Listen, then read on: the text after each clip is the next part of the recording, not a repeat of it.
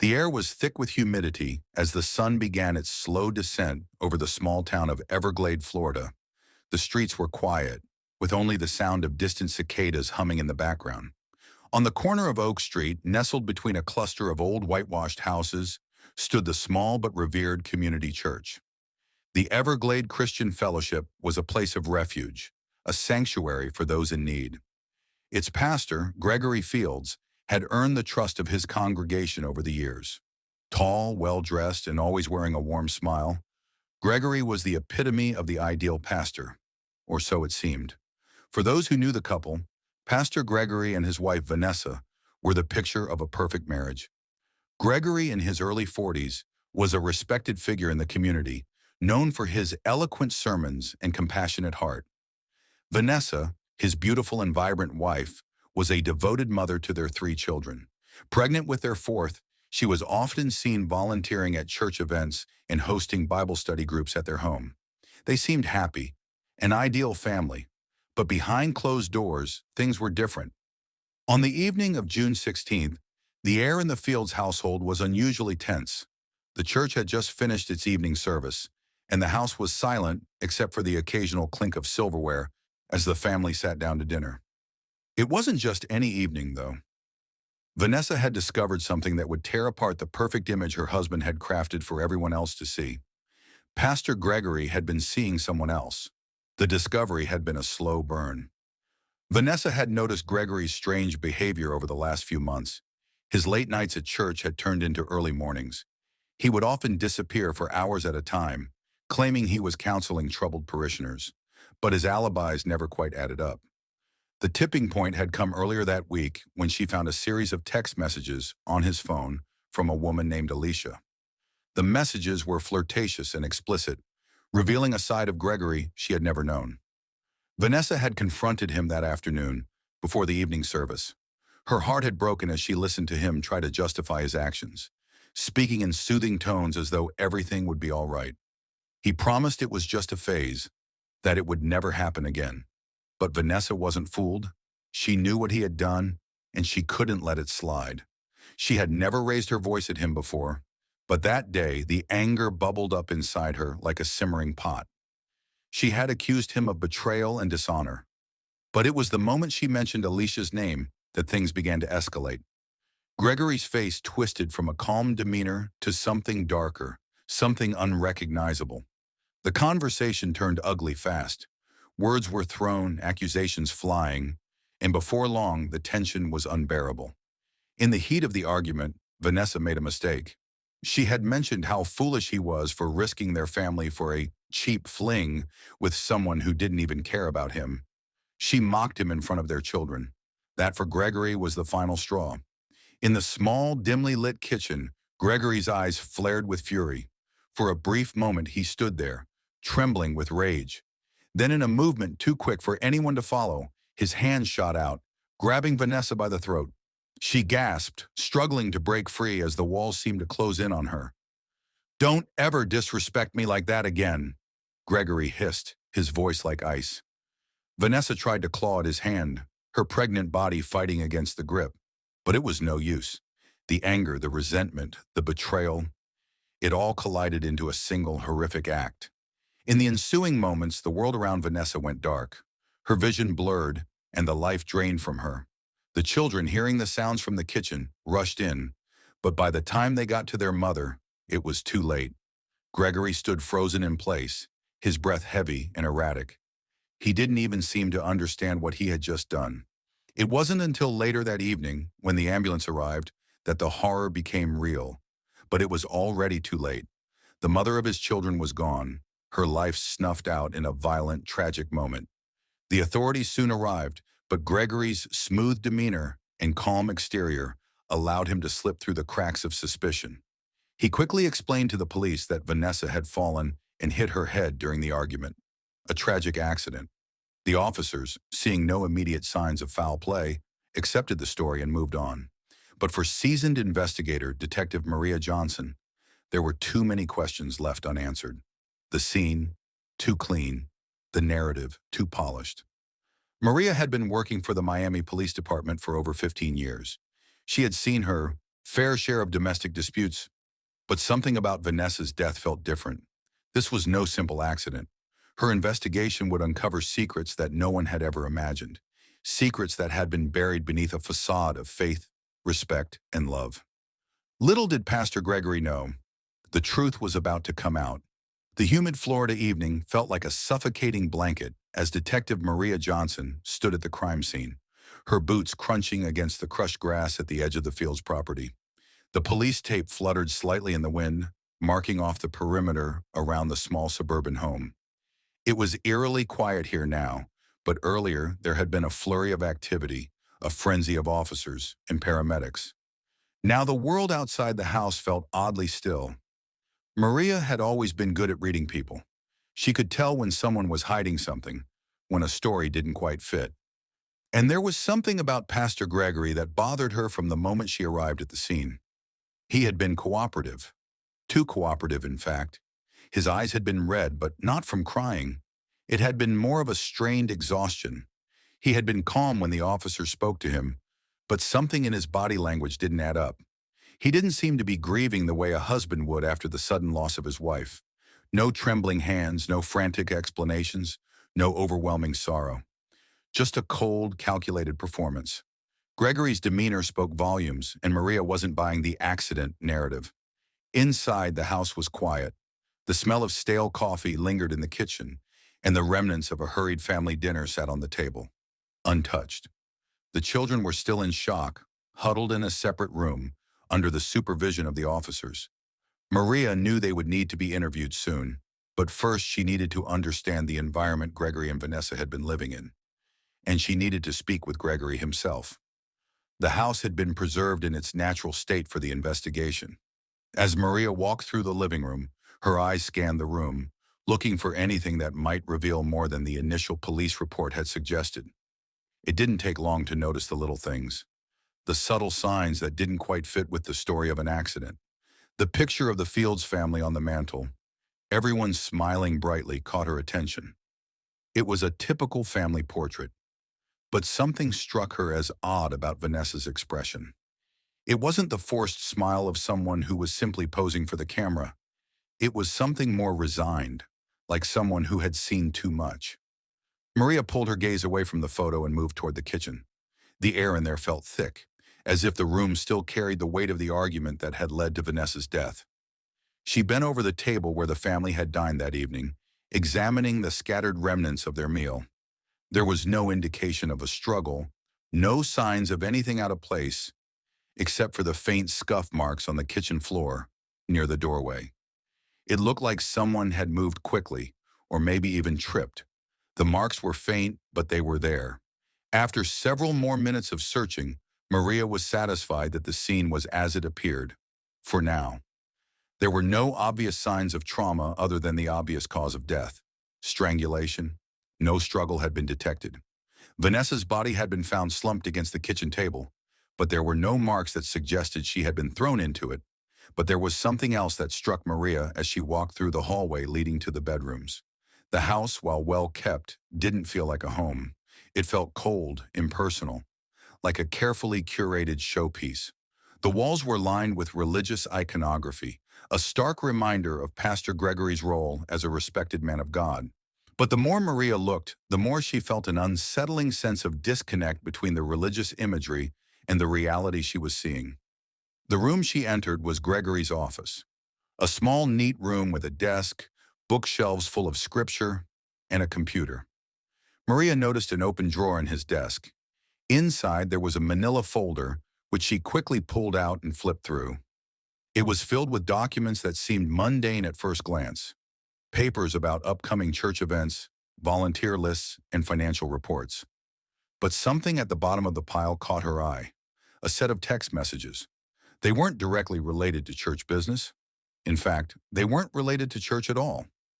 Maria pulled out her phone, quickly snapping a picture of the screen, noting the number of messages between Gregory and a contact named Alicia. Her heart skipped a beat. These were the same text messages Vanessa had found. Flirtatious, secretive, intimate. The more she read, the clearer it became. This was more than just a side affair. It was a relationship Gregory had been hiding from everyone, even his wife. Maria made a note to run the number. But that would have to wait. There was still much to uncover about this man and this family. It was time to speak with Pastor Gregory. Gregory was seated in the living room when Maria found him, staring at the floor, his face a mixture of grief and exhaustion. He looked like a man who had just experienced a great loss, but Maria could see through it. The sadness in his eyes seemed rehearsed, almost too deliberate. Pastor Gregory, Maria began, her tone measured. I know this is a difficult time, but I need to ask you some questions about your wife's death. Gregory looked up, his eyes wide. He wiped his face with his sleeve, feigning surprise. Of course, Detective. Anything I can do to help. Can you tell me about your relationship with Vanessa? Did you two have any issues recently? Maria asked, watching his reaction closely. Gregory's lips tightened for a moment, and for a split second, Maria thought she saw something flicker in his eyes. A flash of something darker. But then he composed himself, his voice steady. We've had our disagreements like any married couple, but we loved each other. It was just a tough time, you know? My work at the church has been demanding, and Vanessa, she was under a lot of stress with the pregnancy. We were doing our best to make things work. Maria nodded, her gaze never leaving his face. You mentioned your work. Was there anything specific that had been stressing Vanessa out? Gregory hesitated, his fingers tapping nervously on his knee. She was just worried about the pregnancy, and I think, well, maybe she didn't understand how much I was trying to do for the church. She never liked how much time I spent there. Maria pressed on. Did anything happen recently between the two of you that could have caused such a violent confrontation? Gregory looked at her, his face unreadable. No, Detective. It wasn't like that. We had an argument, but it wasn't violent. She fell. I tried to help, but... His voice trailed off and his eyes misted over, as if trying to summon the emotions he was supposed to feel. Maria didn't believe a word of it. His story was clean and rehearsed, but it didn't match the evidence. It didn't match the text messages, the scuff marks on the floor, or the way his hands trembled slightly when he thought no one was looking. She wasn't about to let him off that easily. Thank you, Pastor Gregory, Maria said coldly, her tone shifting. I'll be in touch if I need anything else. For now, you stay available for further questioning. Gregory nodded, his face tight. Of course, Detective, I understand. As she turned to leave, Maria's mind raced. There was so much more to uncover, and she knew one thing for sure. Pastor Gregory Fields was hiding something. Detective Maria Johnson sat in her car outside the Everglade Police Department, reviewing the file on Pastor Gregory Fields. It had been a few days since Vanessa's tragic death, and already Maria could feel the tension building in her chest. The case was pulling her in every direction, and the more she looked into it, the more she realized there was more beneath the surface. There were too many inconsistencies, too many half-truths. Pastor Gregory's smooth demeanor, the way he brushed off the questions about his wife's death, it didn't sit right with her. He had seemed almost too prepared, too poised in the face of what should have been an overwhelming tragedy.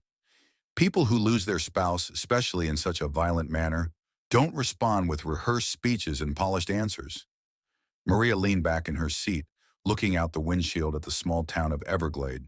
This was supposed to be a quiet place, a haven from the chaos of the city. But here she was, embroiled in a case that threatened to shake the foundation of a whole community. The good pastor, a trusted figure who had stood at the pulpit for years, was now the prime suspect in his wife's murder. And from the way things were progressing, Maria wasn't convinced this would end with a simple explanation. She had already sent out a request to the cell phone carrier to trace the number associated with the name Alicia, the woman Gregory had been texting. She hoped this would lead her to a new lead, something to tie him directly to the affair. As she tapped the file open again on her laptop, her phone buzzed. It was an email. Her heart raced as she opened it. The email was from the carrier. The name Alicia Williams appeared at the top, but the number was a dead giveaway. It was a burner phone, one that had been purchased at a local convenience store a month ago, right around the time Vanessa began to notice Gregory's strange behavior. That confirmed it. This wasn't some casual fling. Gregory had gone to great lengths to keep this affair secret, and that meant he was hiding more than just a cheating heart. Maria made a mental note to follow up on the burner phone's origin, but the real breakthrough came next. Alicia Williams had made multiple calls to Gregory's personal number, and one call, just 2 days before Vanessa's death, lasted for over an hour. That was a crucial piece of evidence. Maria's gut told her that Gregory wasn't telling the whole truth. She closed her laptop and got out of the car, determined to dig deeper. It was time to pay another visit to Pastor Gregory, but this time, it wouldn't be just a casual interview. Gregory answered the door quickly when Maria knocked, his expression tight but not surprised. He was dressed in a pressed suit, his hair combed neatly, as if he had been expecting company. He greeted her with a practiced smile that didn't reach his eyes. "Detective, I was wondering when I'd hear from you again," he said smoothly. "I understand you've got a lot of questions. Please come in." Maria stepped inside, taking note of how carefully everything was arranged. The pristine furniture, the religious symbols adorning every corner of the house. It was as if he were trying to project an image of someone devout and upstanding. But Maria wasn't fooled. She could see the cracks in the facade now. "Thank you, Pastor Gregory," she said, her voice polite but firm. "I've been going over some things, and I have a few more questions I need to ask you. Is now a good time?"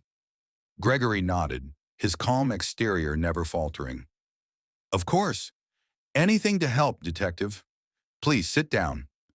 Maria took a seat on the couch, keeping her eyes on him as he sat across from her, trying to appear relaxed. But there was something about him that felt like a mask, a carefully constructed persona.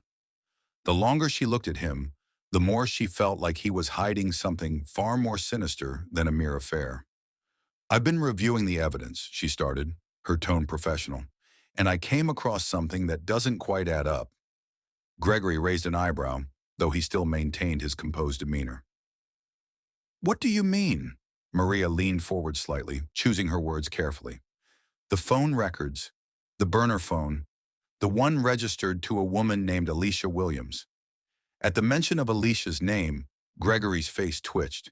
It was almost imperceptible, but it was there.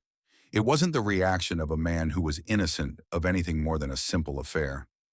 "I don't know what you mean," Gregory said, his voice steady but with a slight edge now. "What burner phone?" Maria kept her eyes on him. "I know about the burner phone, Gregory. I also know that you've been in contact with Alicia right up until Vanessa's death. I know that she meant more to you than just a casual fling, and I'm sure she wasn't the only one you were hiding." Gregory's jaw tightened, but he didn't break eye contact. The silence hung in the air, thick and oppressive. "You've been lying to me," Maria said bluntly. "Vanessa didn't just fall and hit her head, did she? You didn't just have a heated argument and then make up like you want everyone to believe. There's more to this, and I know you're hiding it." Gregory remained silent for a long moment, his gaze drifting away. Maria didn't say a word, letting the silence stretch. She knew he was breaking down.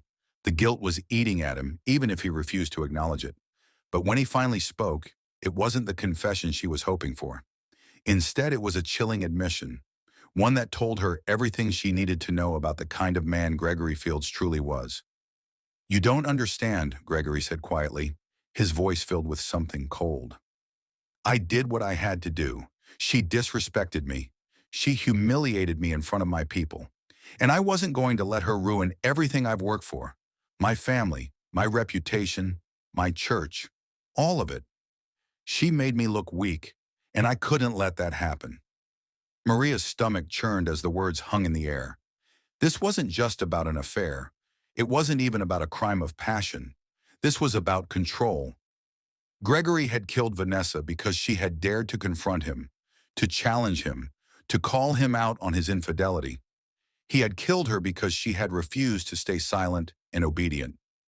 "I didn't mean for it to happen the way it did," Gregory continued, his voice lowering. "But she pushed me too far. She kept talking about Alicia, making me feel small, like I wasn't enough. I lost control. And when I saw her standing there, mocking me, it was too much." Maria felt her stomach twist in disgust. She had heard confessions of guilt before, but this one was different. Gregory wasn't remorseful. He was justifying what he had done, as if his actions had been some form of righteous vengeance. I couldn't let her go on. She had to be stopped, he finished, his eyes narrowing.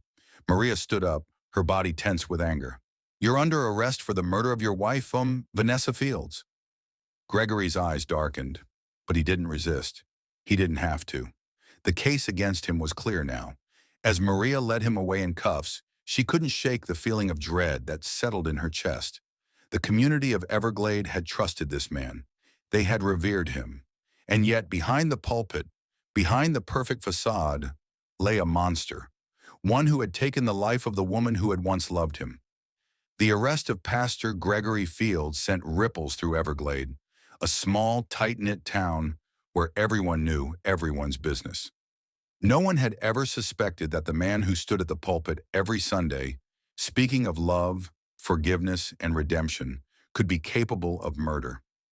But as the days passed, the pieces of the puzzle began to fall into place. Detective Maria Johnson spent hours at her desk, piecing together the evidence from the investigation. The police had already secured Gregory's phone and personal belongings, and now it was time to dig deeper.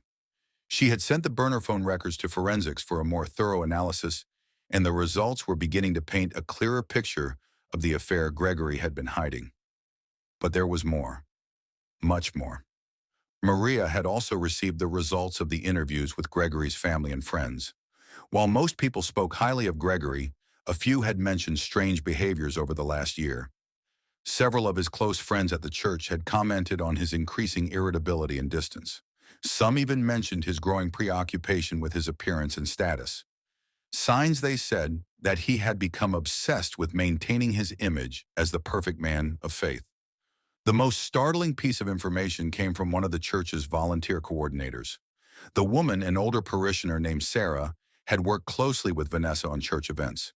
During her interview, she had recalled several instances where Vanessa appeared unusually stressed, though she never mentioned why. According to Sarah, Vanessa had confided that she felt something was wrong in her marriage, but she had been hesitant to speak out publicly. The most troubling part was that Vanessa had hinted at the possibility of divorce, but Sarah was unsure whether Vanessa was serious or if it was just the weight of pregnancy and personal stress speaking. Still, Maria couldn't shake the feeling that there was something Vanessa had known about Gregory, something deeper than just his affair. As the days passed, Maria's suspicions only grew. Pastor Gregory was a man of control.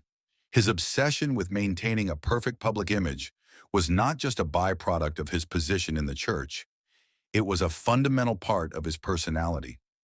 His failure to control Vanessa's reaction to his affair had led to her death. The more Maria thought about it, the more it became clear that Gregory had been living a double life. His public persona as a man of faith was a mask, and behind it, there was a controlling, manipulative individual who would stop at nothing to protect his reputation and his secrets. It was late one evening when Maria received the phone call she had been waiting for.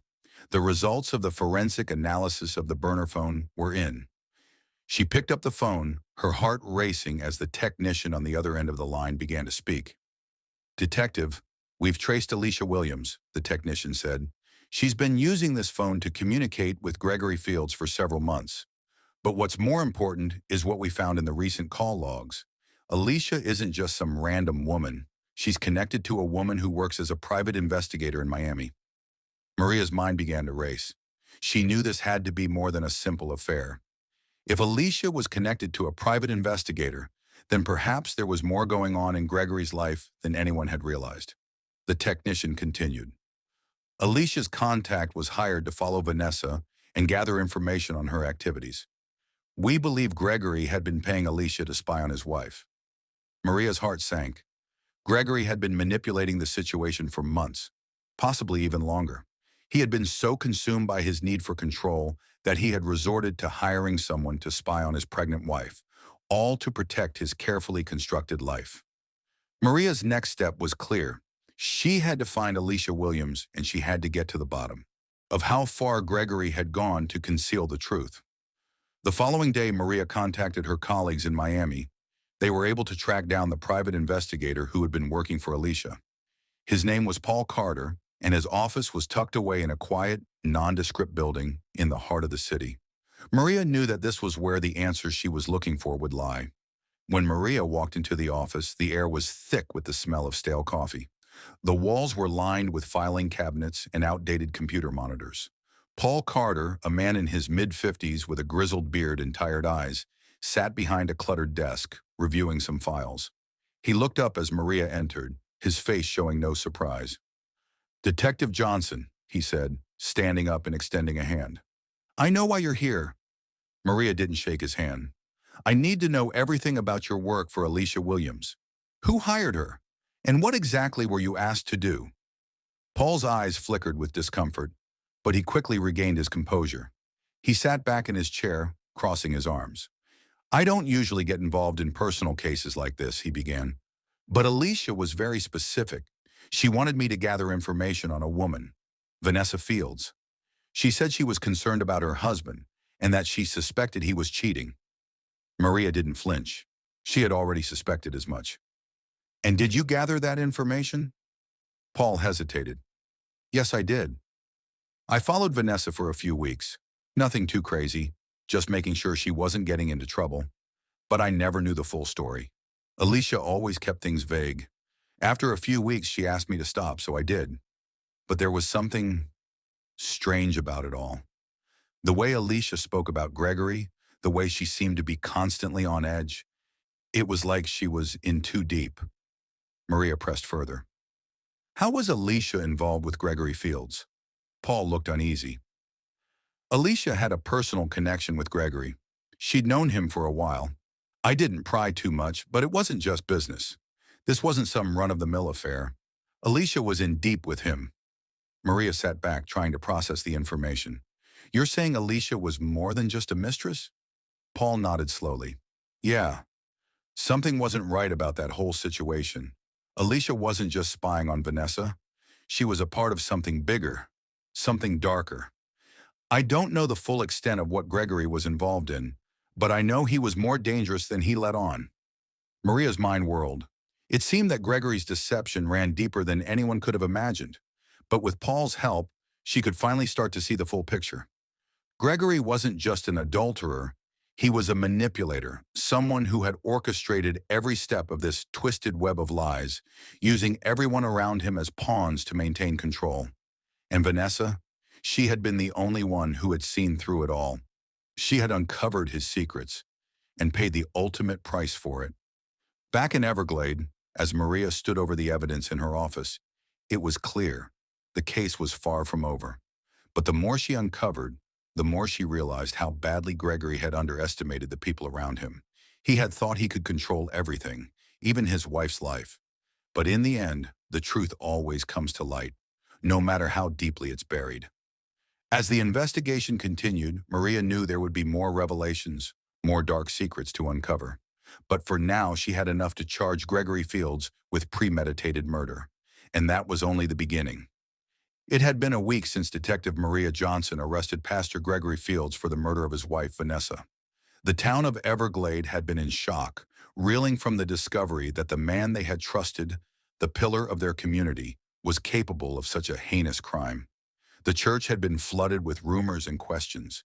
People were grappling with the fact that the man who had preached love and forgiveness had taken the life of the woman who had loved him unconditionally. The case had already made headlines in the local news, and Maria had been working tirelessly to build the strongest case she could against Gregory. But the deeper she dug, the more disturbing the details became. Gregory's actions, while initially hidden behind a mask of piety, were becoming clearer with every passing day.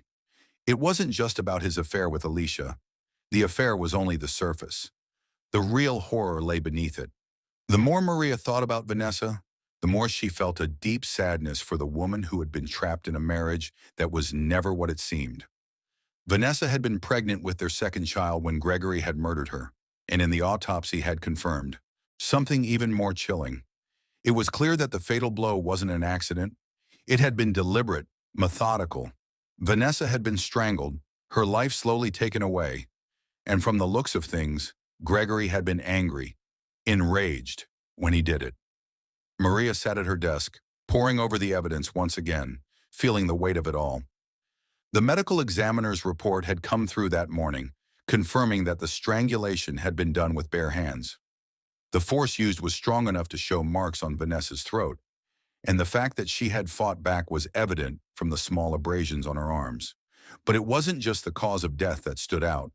The positioning of her body, slumped over the kitchen table, as if in shock or unconsciousness, made it clear that she hadn't been prepared for what had happened.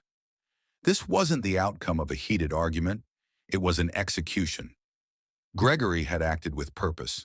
This wasn't a crime of passion. It was a crime of control, and that made it all the more disturbing. As Maria prepared to head to the jail for Gregory's scheduled interrogation, her mind raced. She had one chance to get him to confess, one chance to understand the depths of his twisted motivations. Would he maintain his calm facade, or would the cracks in his carefully constructed persona begin to show? The holding cell was cold, dimly lit, and smelled faintly of antiseptic. Gregory Fields sat on the metal bench, his hands clasped together in front of him, his face as calm as ever. The way he sat, so composed, was unnerving. He had been arrested for the murder of his wife, a crime that had shocked an entire community. And yet here he was, looking like he was just waiting for a meeting with the church board. Maria entered the room, and Gregory looked up at her, his eyes betraying no emotion. He gave a small, polite smile, the kind of smile that felt rehearsed. "Detective Johnson," he said, his voice smooth. "It's been a while since we last spoke." Maria didn't return the smile. She sat across from him at the small, sterile table, her eyes locked onto his. "I'm here to get some answers, Gregory," she said, her voice firm, but not unkind. "You've been sitting in here for a week, and you've said very little. I know you're scared, but we both know what happened to your wife." Gregory leaned back in his chair, his fingers interlaced across his chest. His gaze never wavered from Maria. "I'm not scared, Detective. I've already told you everything I know. I love Vanessa. I don't know what happened that night. It was an accident. She fell, and I couldn't save her." Maria felt a chill creep up her spine as she heard the lie leave his lips. She knew he was trying to control the narrative, trying to maintain that calm, collected persona, as if he could talk his way out of this. But Maria was no novice. She had seen this kind of defense before. The denial, the disavowal of responsibility. "You're lying, Gregory," Maria said, her voice steady but with an edge of frustration creeping in. "You didn't try to save her. You killed her. You strangled her with your bare hands." Gregory's face twitched for just a moment. It was almost imperceptible, but Maria saw it, the tiniest flicker of panic. "That's not true," he replied, his voice faltering for the first time. "I loved her. I would never hurt her." Maria took a deep breath, leaning forward slightly. "You loved her, Gregory? Then why did you do it? Why did you take her life? Why didn't you just leave her? What was so unbearable that you had to kill her?" Gregory's jaw clenched as his eyes hardened. For a moment, Maria thought he might snap, but he maintained his composure. "I didn't kill her. I didn't do anything." Maria pressed on, her voice low but firm. "I've seen the phone records, Gregory. I've seen the text messages between you and Alicia. I know you had been seeing her for months, and I know that Vanessa knew about it.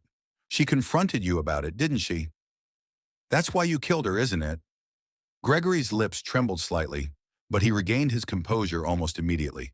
He shook his head, his eyes narrowing. "You don't understand. She humiliated me. She disrespected me in front of the people I care about. I couldn't let her do that. I couldn't let her destroy everything I had worked for." Maria's stomach churned as she listened to his words. It was as if he truly believed he was the victim in all of this.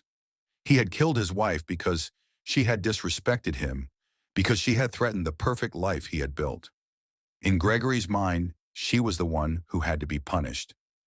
"So you killed her because she found out about your affair?" Maria asked, her voice dripping with disdain. "Because she wanted to leave you?" Gregory remained silent for a long moment, his eyes distant, as if he were lost in some inner world. He didn't seem to hear her. His mind was elsewhere. Finally, he spoke, his voice low and trembling. "She wasn't supposed to find out. She was supposed to stay quiet, to stay loyal.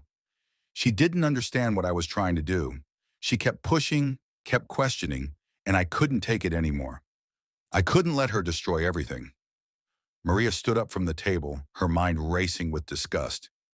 Gregory was a man who had believed so deeply in his own righteousness that he had killed the woman who had loved him. He had destroyed everything, not for any moral reason, not because of any great sin, but because he had feared losing control. Vanessa's life had meant nothing to him in the end. It had only been about his image, his reputation, and the facade he had spent years constructing. "Gregory," Maria said, her voice low, "you are under arrest for the murder of Vanessa Fields. You will be charged with premeditated murder, and you will face the consequences for your actions." As she turned to leave the room, she could hear Gregory's voice calling after her. "I didn't do it. You have to believe me. I didn't kill her." But Maria didn't look back. She had heard enough. The truth was out, and it was time for the town of Everglade to face the ugly reality of the man they had trusted. The days following Pastor Gregory Fields' arrest were marked by a palpable sense of unease in Everglade. The community had once seen him as a beacon of faith, a man who stood for all that was pure and good in the eyes of the people. Now he was a murderer, a man whose carefully constructed public persona had shattered, leaving only a dark and disturbing truth behind it. For Detective Maria Johnson, the investigation was reaching its climax. She had already gathered enough evidence to ensure that Gregory would stand trial for the murder of his wife, Vanessa. The confessions, the phone records, the testimony from Alicia, and even Gregory's own words during the interrogation had painted a damning picture. But there was one final thing Maria needed to do: ensure that justice was served, not just for Vanessa, but for the child she had been carrying, whose life had been so cruelly taken before it had even begun. The funeral for Vanessa Fields had been a quiet affair. Her family, friends, and the small number of Everglade residents who had truly known her gathered to mourn the loss of a woman who had been so full of life, so full of promise, and yet so betrayed. The small town church, which had once echoed with Gregory's sermons of hope, now felt hollow and empty. Vanessa's death had cast a long shadow over the place where so many had sought solace in the past. It was no longer a place of refuge, but a stark reminder of the depths of betrayal that had occurred within its walls. Maria attended the service, though she didn't speak to anyone. She stood quietly at the back, feeling the weight of the moment pressing down on her. She had never met Vanessa personally, but as an investigator, she felt as though she had come to understand the woman's soul. Vanessa had been a victim of her circumstances, trapped in a relationship with a man who had used religion, love, and control to manipulate her into silence. After the service, Maria left the church, her mind focused. The investigation was winding down, but she still had one major task ahead of her: presenting the evidence to the district attorney and ensuring that Gregory faced the full weight of the law. Gregory had been transferred to a maximum security facility while awaiting trial. He was no longer the proud pastor who had once stood at the pulpit every Sunday morning. Now he was just another criminal in the system, one whose calculated attempts to maintain control over his life and the lives of others had ultimately led to his undoing. In the weeks that followed, Maria continued to gather more evidence, working closely with the prosecution to build a solid case. They had obtained surveillance footage from the local convenience store where Alicia had purchased the burner phone. They had tracked the financial transactions between Gregory and Alicia, showing the money he had funneled into her hands for various purposes, including the private investigator. Every step of Gregory's involvement in the murder was now documented, and the case against him was ironclad. The district attorney, Rebecca Harris, was confident that they had enough to secure a conviction. But it wasn't just about getting a conviction. It was about sending a message that no one, no matter how revered or trusted, was above the law. Maria knew this was a case that would leave a lasting impact on Everglade, and perhaps the entire region. The trial began a month after Vanessa's funeral. The courtroom was packed with local residents, all eager to witness the spectacle of a pastor standing trial for murder. The town of Everglade had never seen anything like it. It was one thing to hear rumors, but to see Gregory in the dock, to see the man they had once trusted now facing the consequences of his actions, it was almost surreal. Gregory sat in the defendant's chair, his face still calm, still composed. His lawyer, a slick-talking defense attorney from Miami, had tried to argue that the evidence against him was circumstantial, that there was no concrete proof that he had intentionally killed Vanessa. But it was clear to everyone, from the jury to the spectators, that the truth was staring them in the face. The prosecution had a clear and unassailable case.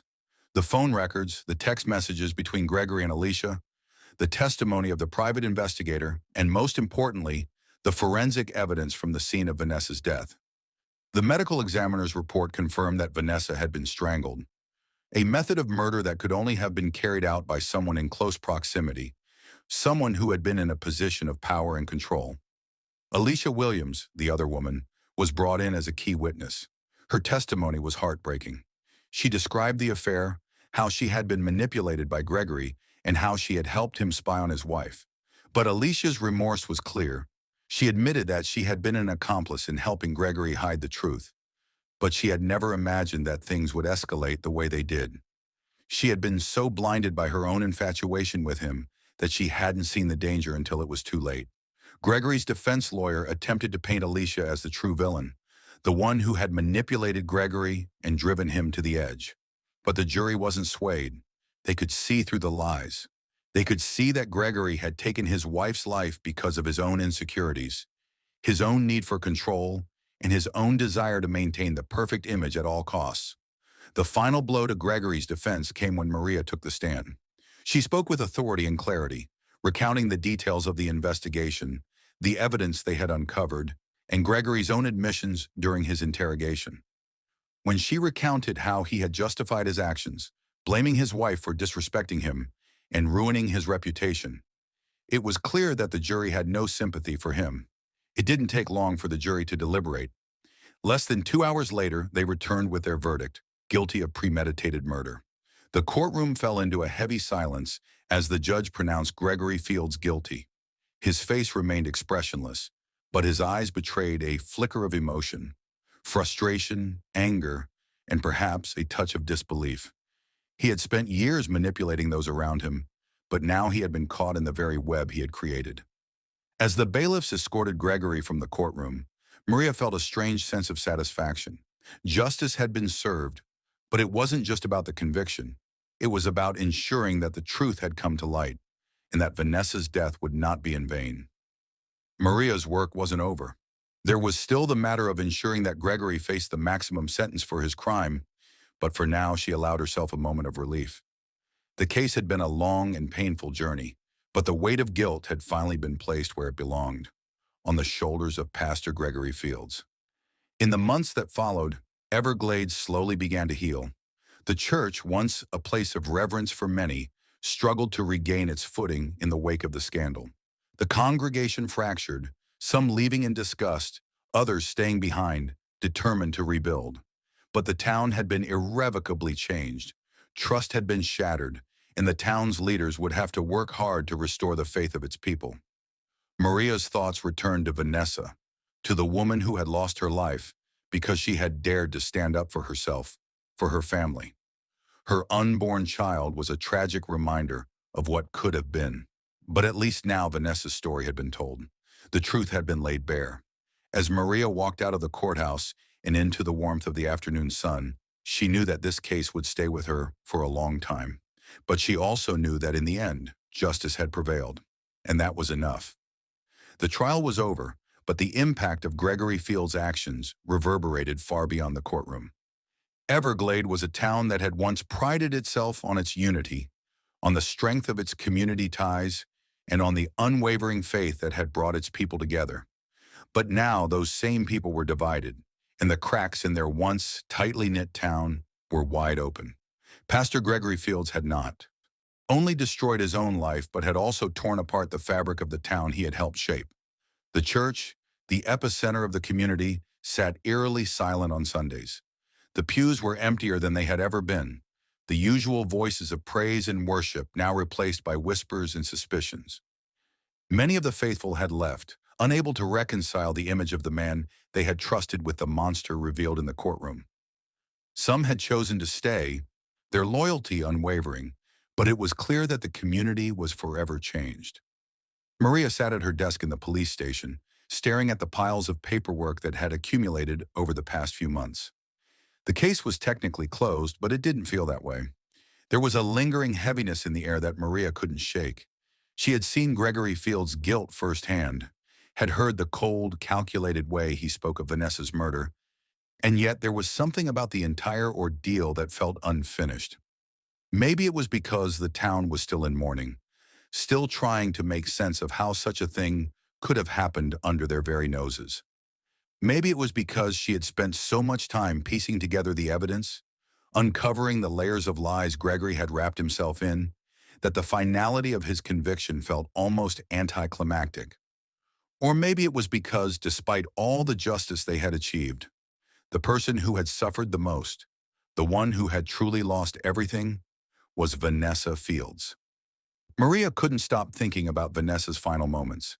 She had been young, pregnant, full of life, and yet, in one brutal act, Gregory had stolen all of that away. Maria had often wondered if Vanessa had known the kind of man she had married, if she had ever felt the weight of the control Gregory had imposed on her. The more Maria thought about it, the more it became clear to her that Vanessa had likely sensed something wasn't right long before she had confronted him. She had probably known that there was no going back. The trial had not just been about finding Gregory guilty. It had been about giving Vanessa a voice, allowing her to speak even in death. Through the testimony, the evidence, and the words of those who had known her, the truth of her life and her death had been revealed. Maria's phone rang, pulling her from her thoughts. It was the district attorney, Rebecca Harris. "Detective, we've got a development," Rebecca said, her tone serious. "I need you to come in. It's about the appeal." Maria's heart sank. She had known this moment might come, but that didn't make it any easier to hear. The news of Gregory's appeal had hit the town like a thunderclap. No one had expected it, least of all Maria.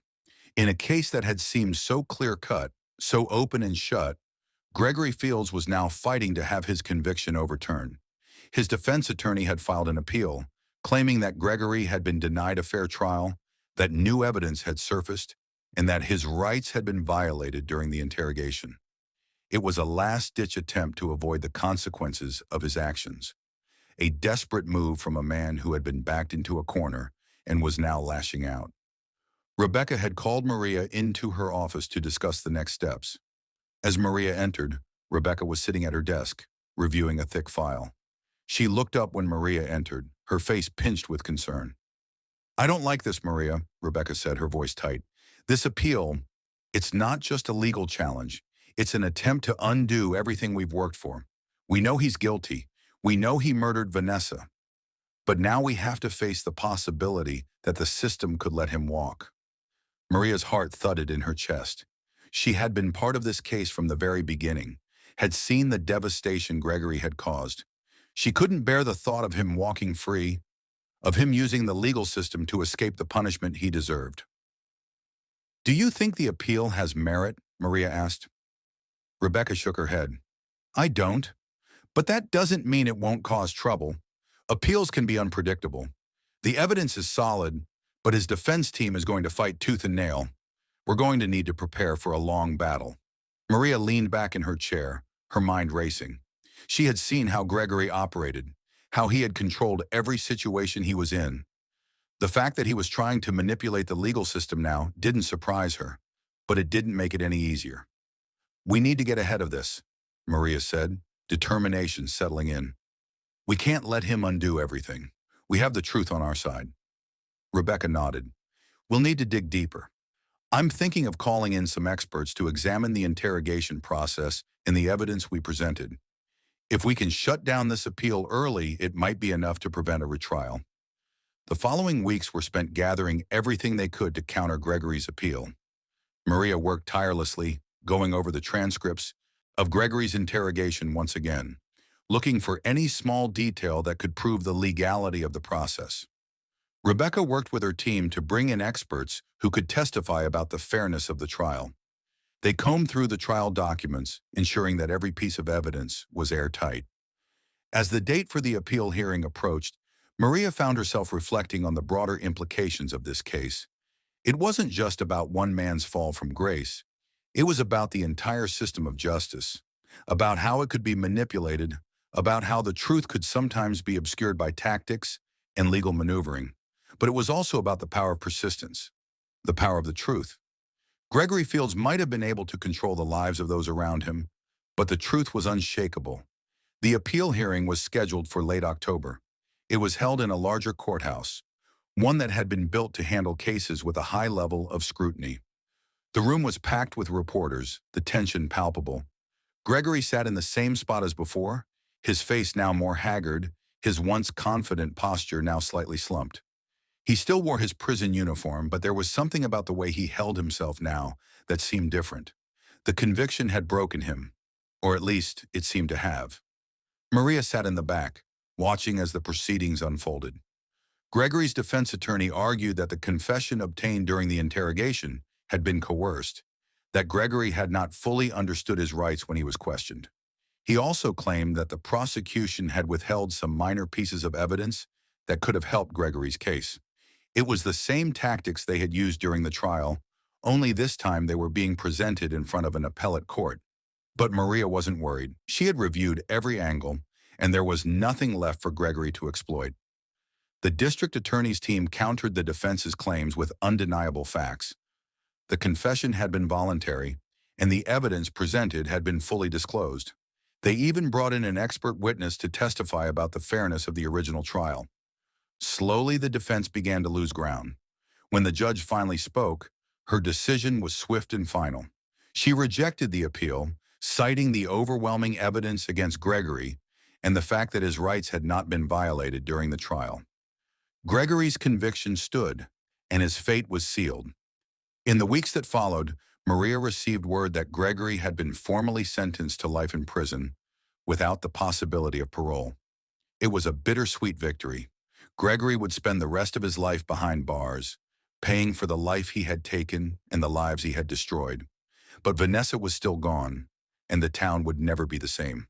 Everglade began the slow process of healing, though the scars would remain for years to come. People moved on, as they always did, but the memory of what had happened would never fade. The church, still reeling from the scandal, slowly began to rebuild, though it would never be the same place it once was. But perhaps that was for the best. Perhaps the town needed to face the darkness before it could find its way back to the light. For Maria, the case was over, but the lessons it taught her would stay with her forever. The truth would always come to light, no matter how deeply it was buried. And justice, true justice, would prevail even when it seemed impossible.